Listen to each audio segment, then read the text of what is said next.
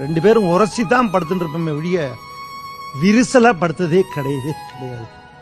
எப்பவுமே நல்ல வசதிக்கு வந்த பிறகு பட்டுப்புடவை தான் என்னுடைய ஒய்ஃப் கட்டுவாங்க, வாங்கி கொடுப்பேன்.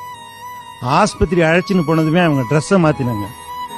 என்னுடைய குலப்பிரகாரம் 2 தாலி, இந்தண்ட ஒரு முத்து பவளம் இருக்கும்.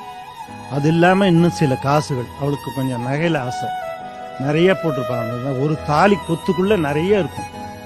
அந்த உள்ள ஆஸ்பத்திரிக்குள்ள ஐசியூல அழைச்சின்னு போற போது அவ கைட்டி இந்தாங்கன்னு என்கிட்ட கும்பிட்டுட்டு உள்ள போனான். பெட்டுக்கு போனான். அப்பொழுது என்ன என்னை பார்த்து கும்பிடுறிய அப்படின்னு கேட்டேன். நான் போயிட்டு வரேன் அப்படின்னு சொல்லிட்டு அப்படியே